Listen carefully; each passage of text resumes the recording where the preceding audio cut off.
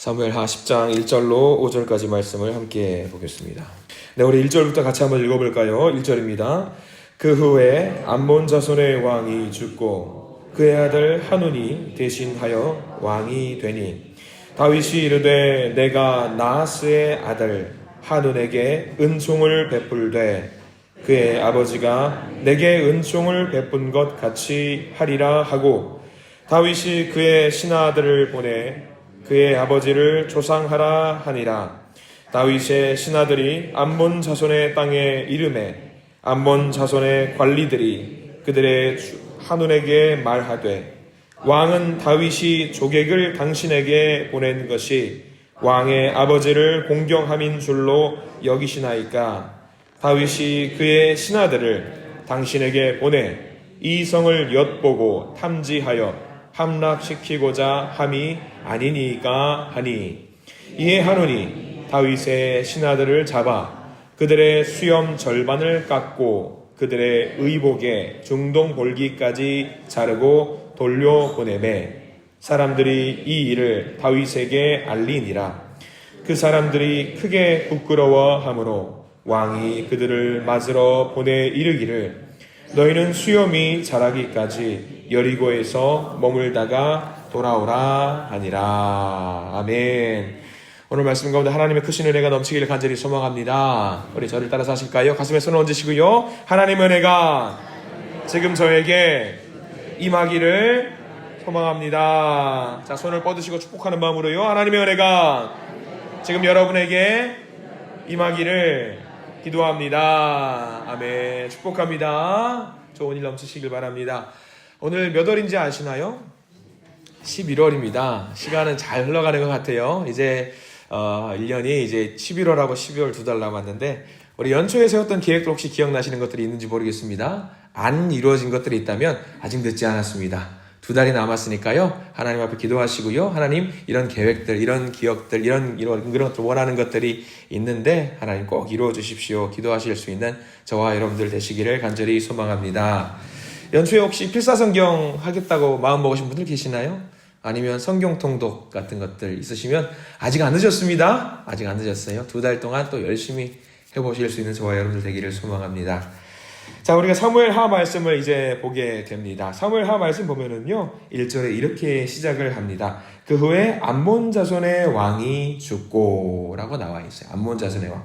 오늘은 이제 특별하게 암몬 자손과의 관계에 대한 이야기가 좀 나옵니다. 특별히 보면은 거기 우리가 표시를 좀 해둬야 될 게 있는데 그 후에라고 말씀이 시작을 합니다. 그 후에.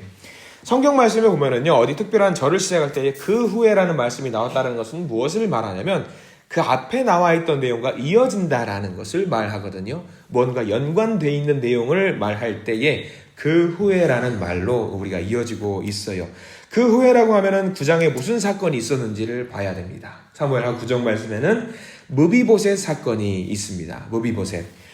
하나님의 은혜를 상징하는, 하나님의 은총을 상징하는 다윗입니다. 이 다윗이 무비보셋에게, 요나단의 아들이지요, 이 언약을 맺고 있는 요나단과 어떤 약속을 맺었던, 그래서 하나님의 은혜를 부어주었던 내용이 나와 있습니다. 무비보셋은 잘 기억하셔야 돼요. 우리가 지난 시간에 무비보셋 말고 한 사람을 더 기억을 해야 된다라고 하는데, 그렇다고 해서 무비보셋을 잊으면 결코 안 됩니다. 무비보셋은 그렇게 고백합니다. 내주 왕이시여 다윗이 어찌하여 계만도 못한 저에게 이렇게 크신 은혜를 베풀어 주십니까? 라고 하는 내용이 나와 있어요. 그래서 무비보셋은 하나님께서 허락하신 그 은혜를 받아 먹었던 이야기가 담겨 있습니다. 그 후에입니다. 그 후에. 하나님이 주신 은혜를 받아 먹은 후에. 성경 말씀은 교묘하게 대조되는 내용이 많이 나와 있어요. 그러면 무비보셋이 하나님의 은혜를 받아 먹었다. 그 후에 대조되는 내용이 나와 있는데 암몬 자손은 그 은혜를 받아 먹었다, 받지 못했다. 받지 못했다라는 이야기가 나오는 거지요. 근데 공교롭게 보면은 암몬 자손이 어떻게 되었냐면 왕이 죽었습니다. 그러니까 지금 세대 교체가 되었고요. 장래의 과정 중에 있습니다. 암몬 하면은 여러분들 떠올려야 될 것이 이스라엘 민족과 혈육관의 관계예요. 혈육관에 갑니다. 옛날에 그 거슬러 올라가면은 아브라함 때로 거슬러 올라가지요. 아브라함 조카가 누가 있지요? 아브라함의 조카 롯이 있습니다. 롯이 이제 롯의 후손이 암몬과 모압이라는 민족이에요. 그러면 이스라엘 다윗과는 피가 섞인 민족입니다. 때로는 팽팽한 긴장 관계에 있고요. 때로는 동료의 관계이기도 하고 오래도록 역사를 이렇게 같이 지속을 하는데 이 모압과 암몬과 싸울 이유가 없습니다. 이스라엘이 싸우면 안 되는 거예요, 사실. 그리고 하나님께서는 싸우라고 한 민족이 어떤 민족이냐면 모압과 암몬을 두고 싸우라고 하지 않았고 정복을 할 때 어디를 정복하라고 말씀하셨냐면 가나안을 정복하라고 하셨어요. 가나안을. 그러니까 모압과 암몬과 싸울 이유가 없기 때문에 다윗은 왕이 된 이후로 모압과 암몬과 화평을 청하고자 이게 사절단을 보내는 거지요. 그래서 2절 말씀에 이렇게 나와 있습니다. 2절 다시 한번 보시면 이렇게 나와 있어요. 2절 같이 한번 읽어보겠습니다. 다윗이 이르되 내가 나하스의 아들 한운에게 은총을 베풀되 그의 아버지가 내게 은총을 베푼 것 같이 하리라 하고 다윗이 그의 신하들을 보내 그의 아버지를 조상하라 하니라.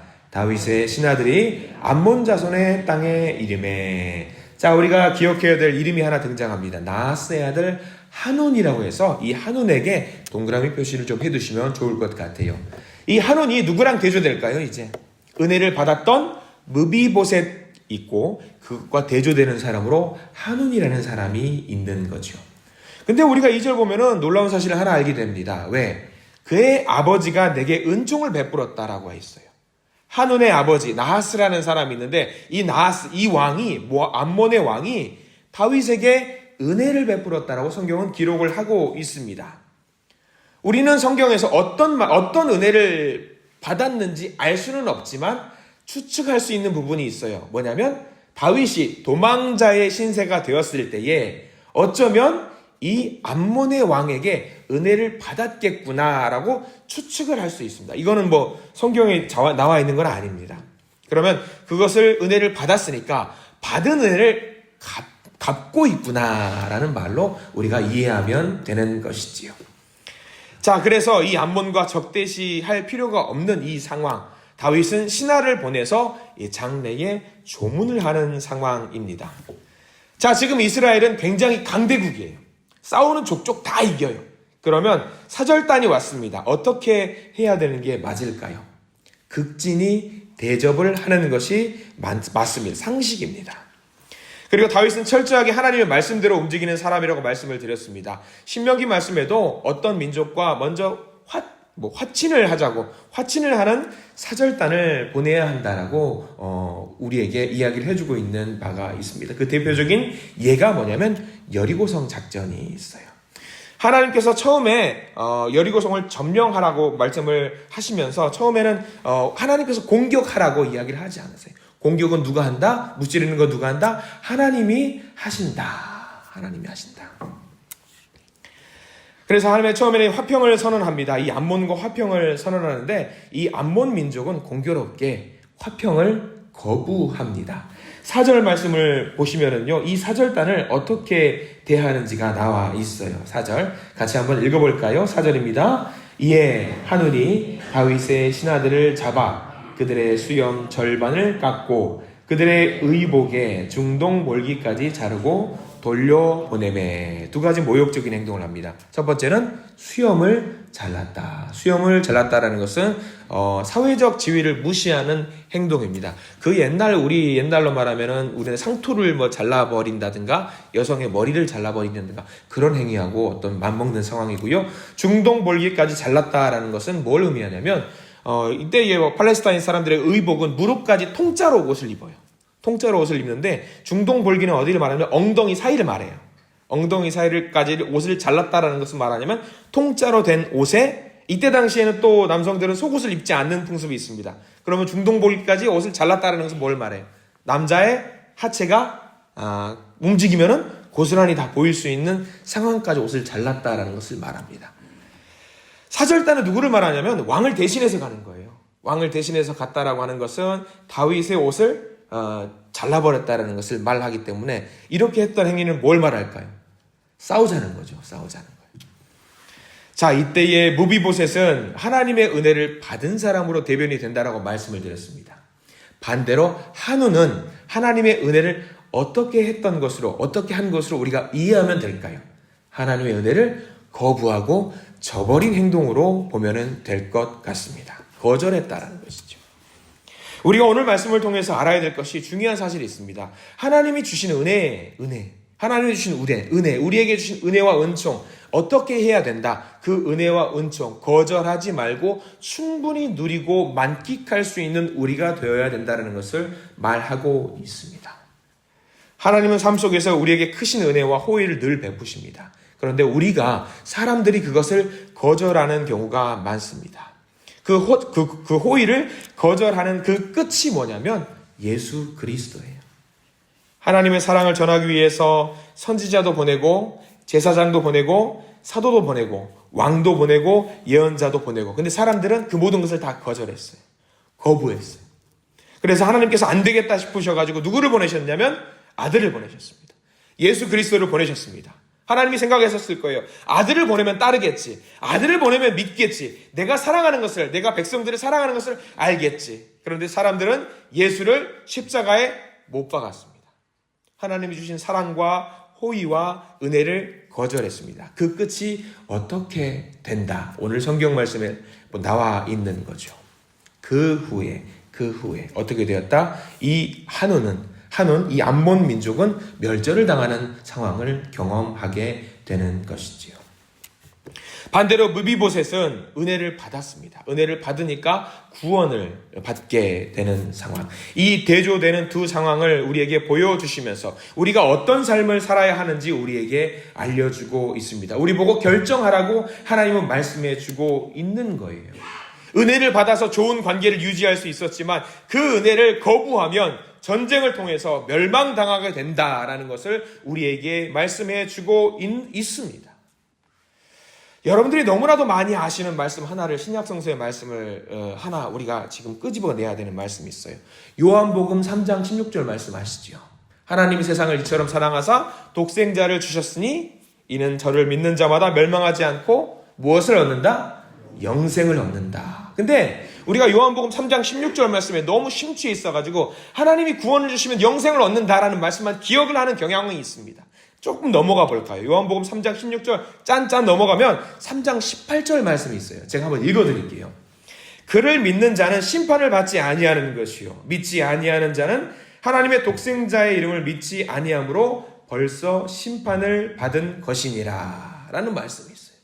이 요한복음 3장 16절 말씀이 이어지는 것이거든요. 그러니까 우리가 구원을 받는 것에 심취해가지고 누구나 다 하나님의 은혜를 받겠지, 하나님의 은총을 받겠지, 하나님의 복을 받겠지. 그런데 요한복음 3장 16절에 이어지는 말씀은 어떤 것이 있냐면 그 은혜를 누리지 못하는 사람, 그 은혜를 받지 못하는 사람은 어떻게 되는 것인지도 같이 나와 있어요. 그것을 우리가 기억을 못하는 경우가 있습니다. 아, 나는 은혜 받겠지. 나는 은혜 받는 사람이야. 나는 은혜 받을 거야. 근데 세상에는 은혜를 누리지 못하는 사람이 더 많이 있다는 것을 알려주고 있어요. 구약 성서에 오늘 우리가 본 사람 한운처럼 은혜를 주었는데, 은혜를 하나님 주셨는데 그 은혜를 거절하고 거부하는 경우는 어떻게 된다? 심판을 받게 되는 경우가 있다라는 것이지요. 이게 중요합니다. 심판을 받습니다. 어떤 사람은 구원을 받아요. 어떤 사람은 심판을 받습니다. 어떤 사람은 하나님의 은혜를 감사한 마음으로 받아요. 무비보셋처럼 받아요. 근데 어떤 사람은 심판을 받는 경우도 있습니다. 하나님이 주신 은혜, 여러분들 어떻게 하실 겁니까? 아, 저는 필요 없어요. 저 많이 있어요. 저 괜찮아요. 이걸로 그냥 끝나는 게 아니라는 거예요. 저 괜찮으니까, 저 은혜 많이 받았으니까, 저 충분히 누리고 있으니까, 저 괜찮으니까 사양하겠습니다. 이러면 어떻게 된다고요? 하나님이 우리를 벌하신다고 해요. 벌하신다. 하나님께서 우리에게 큰 은혜를 주셨음을 믿으시기 바랍니다. 그리고 그 믿음으로 말미암아 우리는 구원을 얻을 수가 있습니다. 그러니까 주신 은혜를 감사함으로 받으시기 바랍니다. 그 은혜를 너무 많이 받았어요. 그러면 체할 것 같이 많이 받았어요. 하나님 더 주시면서 체할 것 같아요. 그래도 어떻게 하시라고요? 받으셔요. 체하는 것은 나중 문제입니다. 체할 때 하나님은 복을 주심과 동시에 우리에게 치유하시는 것, 고치시는 것도 함께 주시는 분이세요. 그러면 많이 받으시고 넘칠 것 같아요. 그럼 어떻게 하실 것 같아요? 너무 복을 많이 받았어요. 그럼 여러분 어떻게 하실래요? 같이 받으세요. 같이 어깨 얼싸 손잡고 내가 복을 너무 많이 받았는데 나 혼자 누리기가 너무 부담스러워서 같이 받고 싶어서 당신하고 같이 받고 싶어서 이 은혜를 누리고 싶다라고 고백하시면서 그 복을 나누실 수 있는 저와 여러분들이 되시기를 바랍니다. 자, 아까 서두에 1년이 아직 2달이 남았다고 말씀을 드렸습니다. 우리가 1월부터 지금 10월 넘어가는 이 시점까지 하나님이 주시는 은혜가 너무 많아요. 너무 많아요. 그 이 받은 은혜를 나만 먹고 끝내는 일이 없기를 간절히 부탁을 드립니다. 이 은혜를 가족과도 함께 나누시고 자녀들과도 함께 나누시고 우리의 다음 세대들과도 함께 나누시고 그래서 이 복이 얼마나 맛있는지 우리 예수님의 어떤 이 복 맛있는 것은 느껴본 사람만이 알잖아요. 느껴본 사람들이 알아요. 제가 이게 울산하신교회 사역을 시작하면서 많은 사람들이 해주는 말씀들이 있었습니다. 어떤 말씀이 있었냐면 저는 이제 서울에서 사역하고 대전 사역하고 하면서 그리고 고향은 전라남도이니까 늘 맛있는 것을 많이 먹었었어요. 그래서 걱정하는 분들이 계셨습니다. 야, 울산 가면 맛이 좀 심심할 텐데 음식 맛이 심심할 텐데 제가 전화할 때마다 맛있기만 하고만 뭐가 심심하냐고 뭐 와서 먹어보라고 먹어본 사람은 안다고 제가 늘 말하는 것들이 있습니다.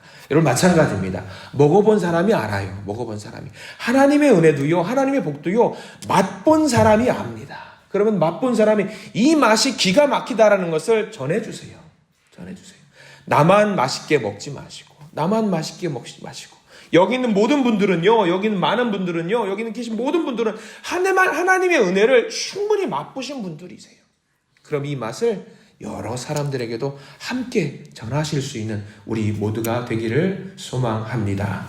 특별히 우리 한신교회에서 맛볼 수 있는 하나님의 은혜는 세상 어떤 다른 교회에서도 맛볼 수 없는 독특한 은혜일 줄 믿습니다. 이 은혜를 누리시고 함께 그 은혜를 마음껏 하나님께 감사와 찬양과 영광을 올려드릴 수 있는 저와 여러분들 되시기를 간절히 축원합니다. 기도하겠습니다. 하나님 감사합니다.